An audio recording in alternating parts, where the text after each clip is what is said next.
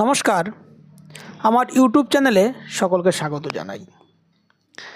আপনারা এখন যে হাতটিকে দেখতে পাচ্ছেন, এটি হলো এমন একজন ব্যক্তির হাত, বয়স আনুমানিক ৩৫ বছর।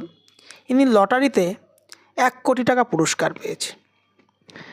কিন্তু লটারিতে ১ কোটি টাকা পুরস্কার পাওয়ার পরও তার কিছু কিছু আর্থিক সমস্যা আছে। সব টাকা হয়তো হাতে রাখতে পারেনি বা কিছু। এই হাতে আমি সেই বিশ্লেষণগুলো করব যে কোন কোন বৈশিষ্ট্যের জন্য ইনি লটারিতে ১ কোটি টাকা পেয়েছেন এবং অন্য কি বৈশিষ্ট্য ওনার হাতে আছে। দেখুন, প্রথমেই আমরা দেখে নিই হাতের গঠন এবং কালার। দেখুন, হাতের এই যে গঠনটি একটু চৌকো প্রকৃতির। যেসব জাতকের হাতের গঠন এরকম চৌকো প্রকৃতির থাকে, তারা কিন্তু অন্যের আন্ডারে কাজ করতে পছন্দ করে না। এরা কিন্তু সবসময় ভাবে যে নিজে কি করে কাজ করব, নিজে ইনকাম করব, এবং এরা কিন্তু একটু বিজনেস মাইন্ডের হয়ে থাকে এবং এরা চায় যে এর আন্ডারে কেউ কাজ করুক। এরা লোকের আন্ডারে কাজ করতে পছন্দ করে না। এই যে আঙুলগুলো দেখছেন, আঙুলগুলো দেখুন এইভাবে ইউ আকৃতির হয়ে এই লম্বা থেকে অনেকটা ওপরে, এই আঙুলগুলো অনেকটা ওপর থেকে অবস্থান করছে। যেসব জাতকের হাতের এই আঙুলের গঠন এই ধরনের হয়, তারা কিন্তু সুযোগকে কাজে লাগাতে পারে না। সঠিক সময়ে যে সুযোগকে কাজে লাগালে জীবনে অনেক উন্নত করা যায়, সেই জিনিসগুলো কিন্তু কাজে লাগাতে কিন্তু পারে না। এই যে আপনার শনির আঙুল এককভাবে দাঁড়িয়ে আছে। দেখুন, বৃহস্পতির আঙুলটা একটু শনির আঙুলের দিকে ঝুঁকে আছে। এরা কিন্তু সমাজে মান সম্মান, যশ, প্রতিপত্তি এগুলো লাভ করতে চায় এবং এরা চায় যে লোকে আমাকে মান সম্মান দিক, এবং এর জন্য কিন্তু এরা অনেক ভাবনা চিন্তাও করে, অনেক পরিশ্রমও করে। হাতের এই যে দুটো আঙুলের মাঝখানে দেখুন একটু ফাঁক। যাদের হাতের এই আঙুলের এই মাঝের এই জায়গাটা একটু ফাঁক থাকে, তারা কিন্তু ভাবনা চিন্তা এবং কাজের মধ্যে অনেক তফাৎ করে ফেলে। মানে এরা ভাবনা চিন্তা করলো এক, আর কাজ করার সময় করে ফেললো এক। এই জিনিসগুলো কিন্তু এদের মধ্যে হয়ে থাকে। ছবিতে এই আঙুলটিকে এই রবির আঙুলের তৃতীয় পর্ব থেকে অনেকটা ছোট মনে হচ্ছে, যদিও বাস্তব ক্ষেত্রে অনেক সময় সামনে থেকে দেখলে এরকম হয় না। তো যদি এই আঙুলটি যদি ছোট হয়, তাহলে কিন্তু এই জাতকের মধ্যে কিন্তু একটু অগোছালো স্বভাব থাকার কিন্তু প্রবণতা থাকবে। মানি ম্যানেজমেন্ট পাওয়ার, ঠিক আছে, সব কিছু গুছিয়ে রাখার ক্ষমতা, মানি ম্যানেজমেন্ট পাওয়ার এদের মধ্যে একটু কম থাকে। দেখুন, এবার চলে যাই এই রেখাতে। এটি হলো আমাদের হৃদয় রেখা বা হার্ট লাইন। দেখুন, জাতকের হার্ট লাইনটি এইভাবে সোজাভাবে চলে গিয়ে শনি এবং বৃহস্পতি এই দুটোর মাঝখানে কিন্তু অবস্থান করেছে।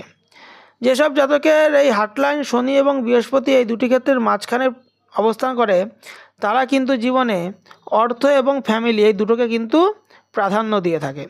জীবনে এদের কাছে অর্থ যেরকম প্রাধান্য পায়, সেরকম ফ্যামিলিও কিন্তু, পরিবারও কিন্তু প্রাধান্য পায়। হার্ট লাইনের মধ্যে দেখুন এইভাবে ওপর থেকে অনেকগুলো রেখা বেরিয়েছে। যে কোনো ঊর্ধ্বগামী রেখাই ভালো, কিন্তু এইখানে যদি এই ধরনের যদি কোনো ক্রস চিহ্ন থাকতো তাহলে কিন্তু খারাপ হতো। যদিও এর হাতে কিন্তু এই ধরনের কিন্তু ক্রস চিহ্ন কিন্তু আমি কিছু দেখতে পাচ্ছি না।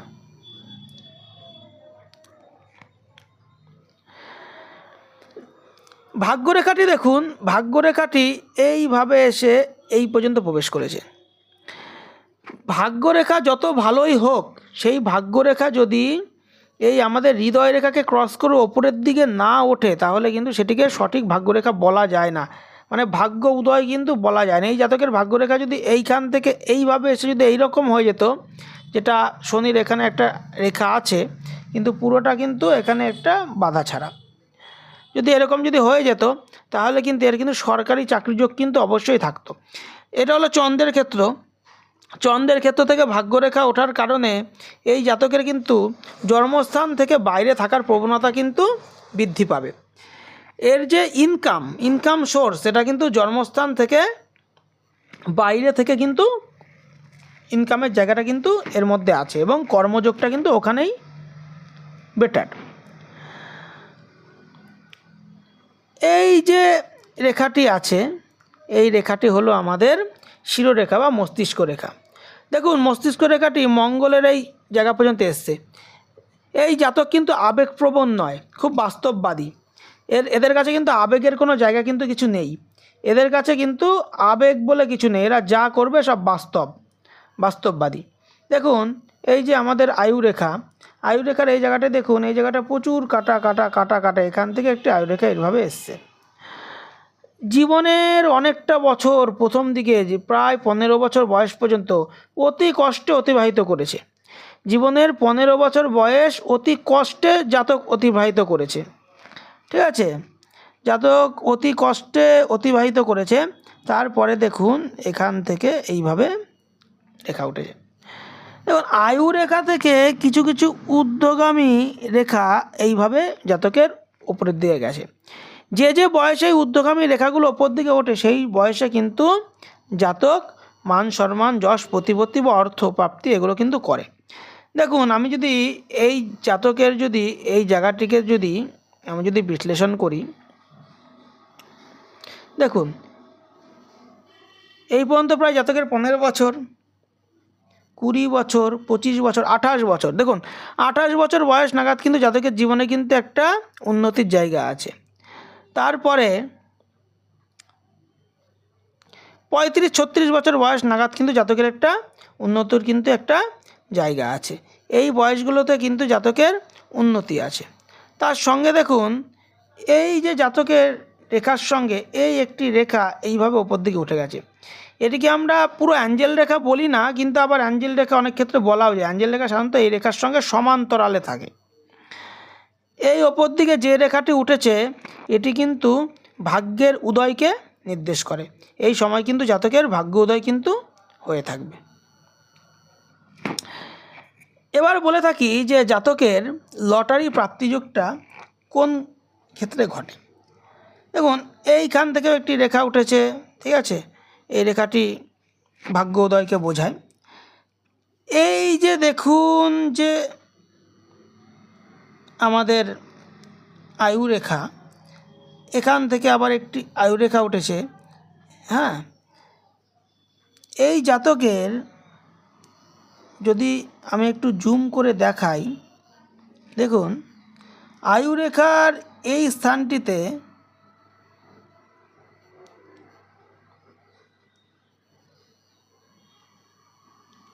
এইভাবে একটি বড় ফিস গঠিত হয়েছে এবং তার সঙ্গে সঙ্গে এর যে কেতুর ক্ষেত্র, এই কেতুর ক্ষেত্রে দেখুন একটি ত্রিভুজ গঠিত হয়েছে। এই জায়গাটিতে একটি ফিস দেখুন।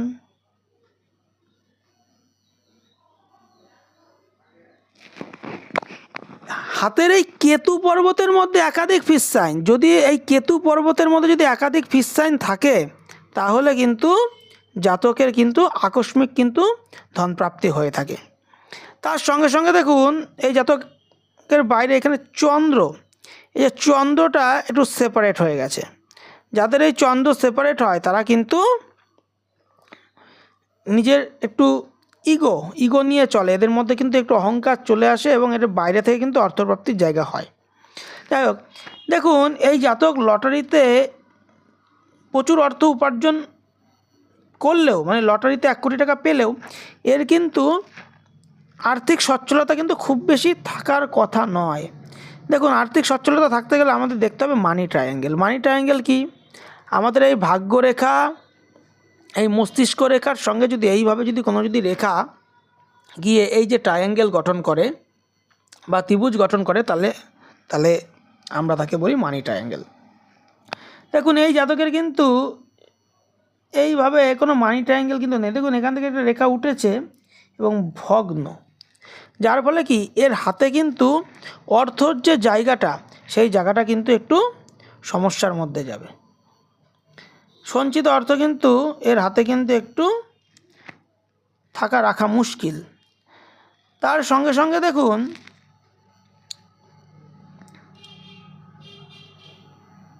এখান থেকে একটি রেখা এইভাবে গেছে। এই বয়সটি মোটামুটি 18 বছর 20 বছর নাগাদ।